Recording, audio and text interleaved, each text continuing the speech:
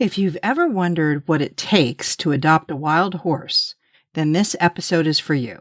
I'm your host, Carol Walker, and let's get started. Welcome to the Freedom for Wild Horses podcast, the place to find out about wild horses in the American West and what you can do to help them stay wild and free. If you love wildlife, wild horses, and the freedom that they stand for, this show is for you.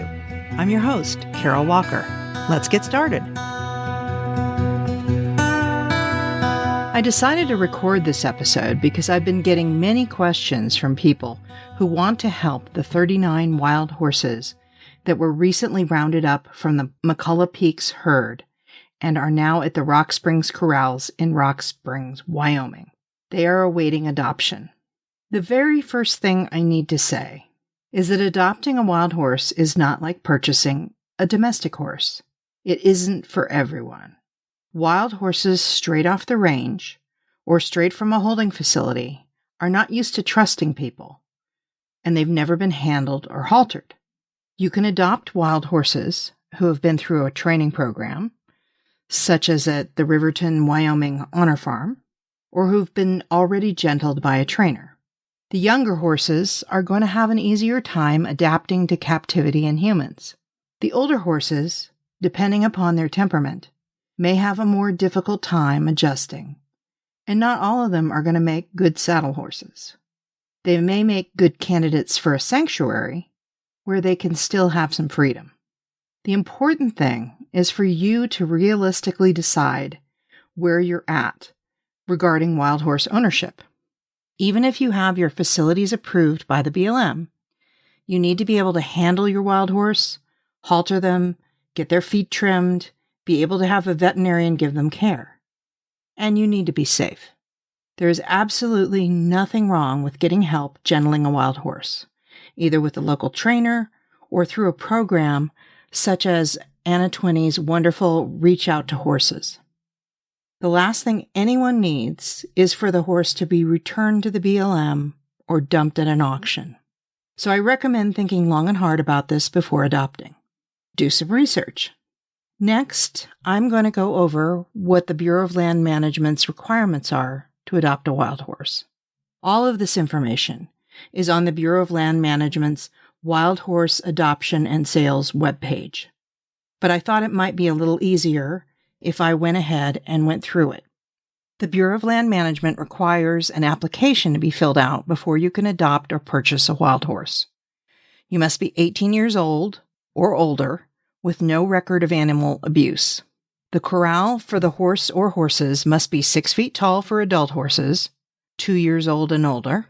It must be 5 feet tall for horses under 2 years old, and 4.5 feet tall for burros. This is for the enclosed area, such as a corral, barn, or stall. This is not the pasture fence height. There must be a minimum of 400 square feet, which is 20 feet by 20 feet, per untrained horse, and a minimum of 144 square feet, which is 12 foot by 12 foot, per trained horse who is exercised daily. This facility must provide access to feed, water, and shelter. The shelter must meet the minimum requirements for shelter by state, which can be found on the BLM Adoption Requirements page. You can look up your state. When you adopt and take the horse, trailers that you pick the horses up in must be stock type, covered, with swing gates and sturdy walls or floors. 2 horse trailers are approved on a case-by-case basis. You can adopt a wild horse or burro in person at an event, which will be listed on the BLM Adoption Events page. You can look that up, and there's already a list of adoption events going through June right now. You can fill out the application, which you can download from the BLM page, and either mail it to the BLM office conducting the adoption, bring it with you to the event, or fill it out there. There's another way that you can adopt a wild horse or burro, and that's to bid in the online corral. In order to bid in the online corral, you need to create an account and fill out an application there. And this is a different application than the in-person event application. But right now, the online corral is down for maintenance because the March 4th adoption crashed. But once they get it working again, you can see the deadline for submitting your application in order to get it approved before the online event. Once the auction ends, you will be able to pay for your adopted horse or burro and schedule a pickup date at the location they are at. BLM does have scheduled drop-off points for adopters who are further away, or you can look for haulers who will transport them to your location. It can be confusing sometimes when people speak about adoption and sale. What's the difference? Adoption is for horses 10 years old and younger, and adopters are required to provide at least 1 year of good care before the title of ownership goes to the adopter. The BLM may conduct a compliance check to make sure the horse is safe and in good condition and send somebody to your location to take a look at the horse and the facility. Adopted horses may not be sold or given away, and the location where the horse resides must be approved by the BLM. Once 1 year from the adoption date, the adopters will get notified by the BLM that they need a signature from a veterinarian or county extension agent that humane care and treatment has been provided, and then once the signed letter is returned to the BLM, a certificate of title will be provided to the adopter. The minimum adoption fee is $25. Trained or gentled horses have a minimum adoption fee of $125, although some may have higher fees based on a competitive bidding process. In the case of wild horses or burros who are more than 10 years old, or have been offered for adoption at least 3 times, they are eligible for sale.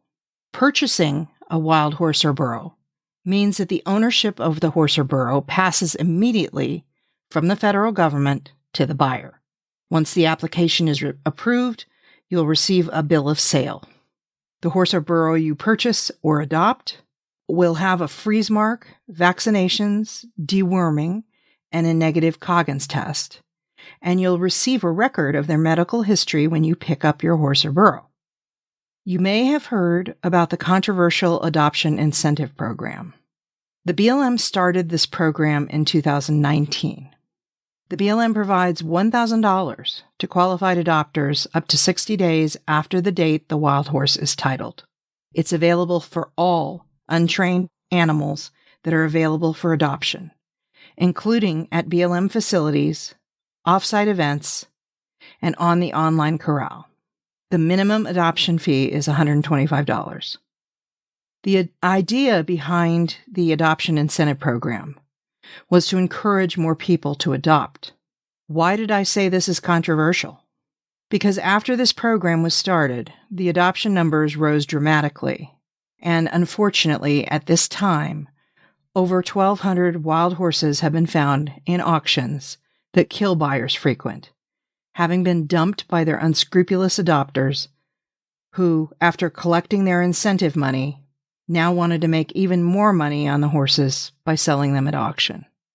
Since individuals can adopt up to 4 wild horses at a time, some families have been making tens of thousands of dollars doing this again and again.